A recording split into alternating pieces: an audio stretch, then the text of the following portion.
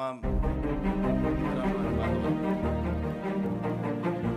देशाच्या इतिहासामध्ये नोंद करणारी ही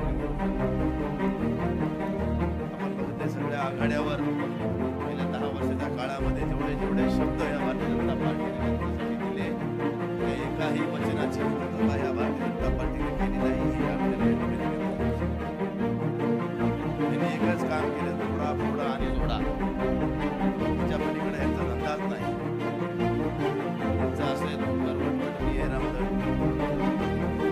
आज प्रत्येकाला भेटी करायचं काम या सरकारने सातत्याने चालवलेलं आहे. आज आपण बघितलं असाल, शिवसेनेला 2.5 वर्ष मुख्यमंत्रीपद देण्याचा विषय आला, त्यांच्याशी कमिटमेंट करून सुद्धा त्यांनी बेईमानी केली. त्यावेळेस महाविकास आघाडीच्या माध्यमातून जे राज्याचे मुख्यमंत्री झाले, या देशामध्ये या जगामध्ये कोरोना काळासारखी महामारी आहे. या कोरोनाच्या महामारीमध्ये या देशाचं उत्पन्न घटलं, राज्याचं उत्पन्न घटलं, काही पैसा सरकारजवळ नाही. आणि अशा परिस्थितीमध्ये सरकार चालवणं, या बिमारीचा सामना करणं हे सरकारसमोर आव्हान होतं. ते आव्हान पार करताना मोदी साहेबांची दमछाक होती. अशा परिस्थितीमध्ये विरोधक त्यांच्यावर हल्ला करत होते आणि त्यांना त्रास देण्याचं सातत्यानं काम करत होते. कुठल्याही कामाची पर्वा न करता, कुठल्या त्रासाची पर्वा न करता उद्धव साहेबांनी कोरोना काळामध्ये जे काम केलं, त्याची नोंद अख्ख्या देशानं नाही तर जगानं घेतली. आपल्यासाठी अभिमानाची ते काम करणारा माणूस हा महत्वाचा असतो. ज्या पद्धतीनं उद्धवजींनी काम केलं, त्या काळामध्ये आम्हाला सगळ्या खासदार आमदारांना 1 महिन्याचं बंधन मुख्यमंत्री सहायता निधीमध्ये जमा करण्याचे आदेश दिले होते. कोरोनासारख्या काळामध्ये आम्ही सगळ्यांनी उद्धवजीच्या खात्यामध्ये, राज्याच्या खात्यामध्ये, त्या ठिकाणी आमच्या आमदारांचे खासदारांचे आम्ही निधी जमा केले. पण भारतीय जनता पार्टीच्या खासदार आमदारांनी पीएम केअरला पैसे जमा केले. ह्यांना महाराष्ट्राशी काही देणं घेणं नाही. लोक महाराष्ट्रामध्ये ज्या पद्धतीनं आजारी पडत होते, बिमार पडत होते, मरत होते, त्याचे यांना काही समाजात मान्य राजकारण करण्यामध्ये इंटरेस्ट होता आणि त्यांनी सातत्याने या ठिकाणी राजकारण करण्याचं काम केलं. आणि मग एकावर एक पार करणे, त्या नवनीत राणा यांच्या हनुमानचाली समाजाला, राजसाहेब यांचे मोदी बंद करायला, सुमया त्याच्या भूमिका वेगळ्याच. आता आपण त्याच्या भूमिका बघितल्या असत्या. आता हेनी आपल्याला बोलावं का, हीच का भारतीय जनता पार्टीची संस्कृती? एवढं सुसंस्कृत भारतीय जनता पार्टीचे लोक नाव घेतात.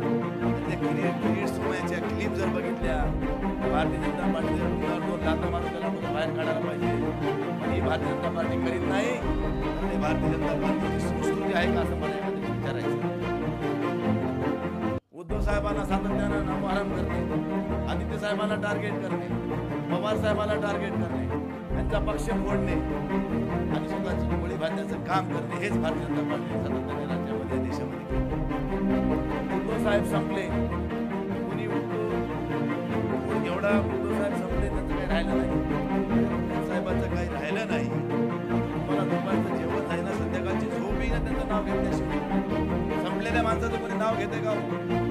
त्यांना माहिती उद्धव ठाकरे आपला बाप म्हणून आपल्यासमोर जेवण लागणार आहे आणि त्याचा सामना करते, आपली दमछाक होणार आहे, हे आपल्याला मुला डोळ्यानं बघावं लागेल. हे भीती त्यांच्या मनामध्ये आहे.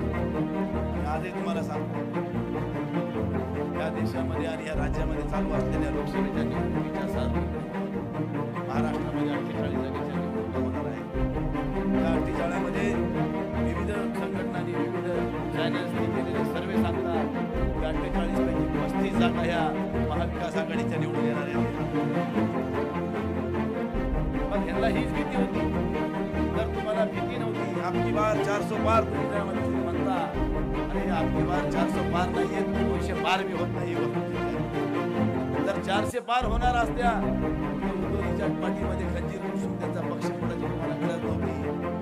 तुमच्या 400 पारच होणार होत्या, शरदचंद्रजी पवार साहेबांचे राष्ट्रवादी पडण्याचं तुम्हाला कारण नव्हतं. 400 पारच होणार होत्या, काँग्रेसच्या अशोक चव्हाण साहेबांना तुम्हाला सोबत घ्यायची गरजच नव्हती. एवढंच काय, हे 3 फोडून तुम्ही सोबत घेतले. एवढ्यावर नाही थांबले तर राजसाहेबांना सुद्धा सोबत जोडण्याचं काम तुम्ही केलं.